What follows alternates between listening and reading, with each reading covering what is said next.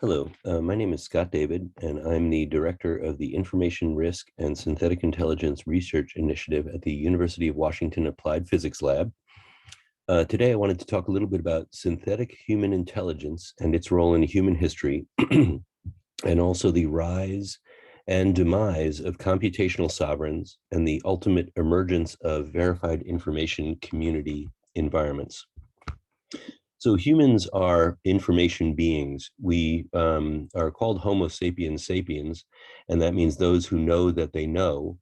We're getting increasing levels of recursivity in terms of our knowing of our knowing. But our power is not physical. We're not as strong as many other animals, but our power is informational. And we've always been successful in cultivating and manifesting our information capacities. It gives us an evolutionary advantage. Well, the information capacities means that we are really depend upon shared stories. And in fact, all of our sovereigns have been stories. And I define a sovereign as an entity that does not need to ask for permission or forgiveness. But all these sovereigns were projections or teleologies created by humans to which we can self-bind. So examples of human sovereigns are deities. Science Magazine had an article in last July about how complex societies yielded judgmental gods. Because if I bought a cow from you and then you moved 100 miles away and there was no enforcement authority to make you pay for the cow, I needed a judgmental deity to cause you to pay for the cow. Royalty is another example of projected sovereigns. Nation states were created by the Peace of Westphalia, 1648. Corporations, Dutch East India Company, and even the concept of property and its sovereignty over the mental paradigms that we have for how we organize ourselves is a story. And there's a reference there to Jedediah Purdy's work, who he talks about property as a collective functional hallucination. Well, as we've moved from being physical beings to being information beings, increasingly with the increase in the efficacy of our information systems, our sovereigns have struggled to keep pace. The past sovereigns really had narratives based on monopoly of legitimated violence, and that's Mills, who's a researcher many years ago who came up with that notion. And that's very useful for a physical world of physical beings, but we're becoming information beings. And the idea that crypto can preserve secrecy, that algorithmic insights can yield human insights. So the question is, what do we do in that case where we have sovereign levels of reliability and inviolability in very narrow domains created by these cryptographic and other computational solutions? How do we manage that? How does that manage us? And we'll talk about that a little bit more. But the examples of these cryptographic and computational sovereigns are the various forms of cryptography, blockchain, and AI and ML. Well, what we need is new sovereign stories for the human shift from physical to information beings. We have the computational sovereigns now working, and they're maintaining secrets, but that's really a nostalgia for human governance involving physical situations where you had winners and losers.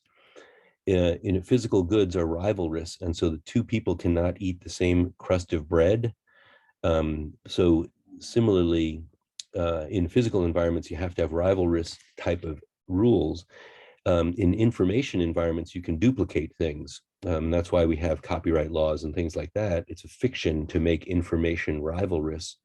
But one of the questions is, well, is that the best way for us to proceed in terms of rivalrousness, and what is the rival? Well, here my suggestion is that we can discern a rival in the complexity itself being a rival of our de-risking and leverage that we want to achieve as humans. So perhaps we can shift from win-lose zero-sum games of rivalrous goods in physical environments to win-win-win de-risking in the context of a non-rivalrous goods, where we have a shared, I use the word enemy advisedly, but a shared challenge of complexity. Well, what's so special about now? We've had other challenges before. Well, it really is a unique period in human history, and there's two specific things I wanted to point out. one of the things that's a challenge here is, we have these systems. We talk about zero trust systems in technology. Well, humans have always acted on trust. That is the basis of how we organize ourselves. And so the concept of zero trust from commerce and the concept of zero trust from computing isn't necessarily where humans started out. And so although humans have migrated onto the internet, which is largely commercially run and is a computational platform, we've tended to adopt the notion that we function in a zero trust environment. And that's true to some extent because of the anonymity online. But what it does is ignores the human qualities of using trust as the way to build structures. And we'll talk about that in a minute. But for now, there's two main problems I wanted to point out that are new and unique right now. And these are diagrams from a paper produced by Paul Baran, B-A-R-A-N, for the Rand Corporation back in the 60s. And he was describing how the internet can resist nuclear attack. And the idea is if you take out the central node in the left-hand diagram, it takes out the system, but the same dot in that right-hand diagram, the distributed diagram, if you take out that same node, that does not take down the system. Well, if you imagine these diagrams not as being the internet, but let's imagine they're people sitting at their desks at work. And let's say that all the people in the left-hand diagram are thinking about an HR issue and they're emailing back and forth to each other. And let's say the CEO wants to find out what the chatter is on the HR issue.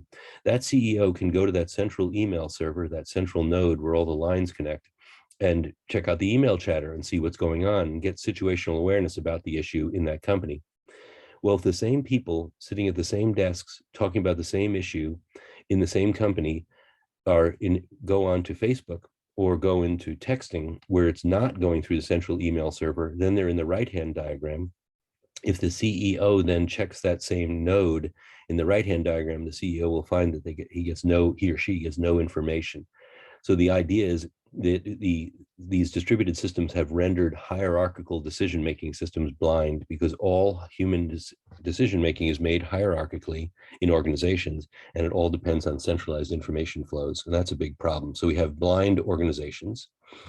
The other big problem we have is this is Moore's law. The sixth order effect of Moore's law is what we're talking about here. So we know that Moore's law was an exponential increase in transistor density on chips. If you think about that exponential increase in transistor density, that allowed for an exponential decrease in the size of chips. That's a second order effect. That third order effect is it allowed for an exponential increase in the ubiquity of deployment of chips because they were smaller and could be in more things. So things like our phones and other things, that Bluetooth coffee cups, etc. The fourth order effect is an exponential increase in the ability to digitize interactions globally because the apparatus is deployed more globally. The fifth order effect of that is also an exponential increase in the ability to have new interactions. You can purchase things on eBay for a nickel from a foreign country where you can never do that before. So the costs have been dropping exponentially. And then ultimately, the sixth order effect is an exponential increase in interactions. And so the Moore's law sixth order effect is an exponential increase in interactions. Well, if you look at this diagram, imagine that the vertical line is today, and it represents all of the, let's say all the institutions that exist today to de-risk and leverage human interactions are on that line. If you look at the area below the curve to the left of the vertical line, that is all interactions that were de-risked by institutions prior to today. And if you look at the area below the red line to the right of the vertical line, that's all future interactions, and the interactions are going up exponentially. Well, the problem is that all of our institutions were designed and built and deployed to de-risk at a much more leisurely interaction volume to the left of the line, and to the right of the line swamps those interactions. And so we have both blind institutions and interaction volumes that are off the charts, and that's our problem today. Well, what we suggest in our work in our group at the lab is that we think that what is going to happen next is that we will have people coming together for self-interested reasons. This is not about beneficence. This is about, again, something like zero trust or a quasi-anonymous group formation. And the idea is that entities that work together can de-risk and leverage in ways they cannot do alone, period. And so our assertion is that that's what humans have always done. And then that is what we want to cultivate going forward. So there will be a short reign for computational sovereigns. Right now they offer interim solutions, but ultimately humans are not going to favor the way in which computational sovereigns work, because they'll be deploying remedies that will, solutions to problems that will be generalized solutions typically. And so one of the challenges is that we won't have the localizations or the adaptations to local environments. And so that humans will find the things to be too standardized, quite frankly. And then also, if we want to get a sense of what computational sovereigns will be like, you can look at corporate sovereignty right now, because corporations are programmed under state law, and they're running a program of producing revenue and little else. And so we can get a sense of that kind of monomania that you get from a sovereign that is pursuing a single goal. Lastly, in this last slide, this is what we think will happen post-computational sovereigns. And the idea here is humans have always returned to community for their own existential being, and also for de-risking and leverage.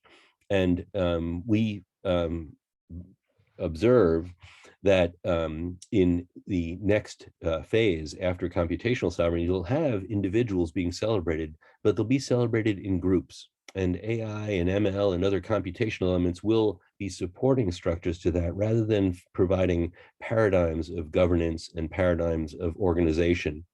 And we call this synthetic intelligence. And it's what humans have always done. They've synthesized their intelligences together. Unlike artificial intelligence, we're positioning it next to that concept.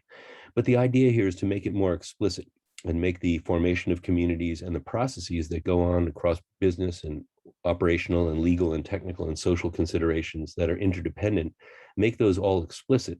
We think that'll lead to greater resilience of societies and also greater participation by people in society. And so that's the work that we've been working on, and we're looking forward to learning more together with everyone in the group here and discussing these concepts.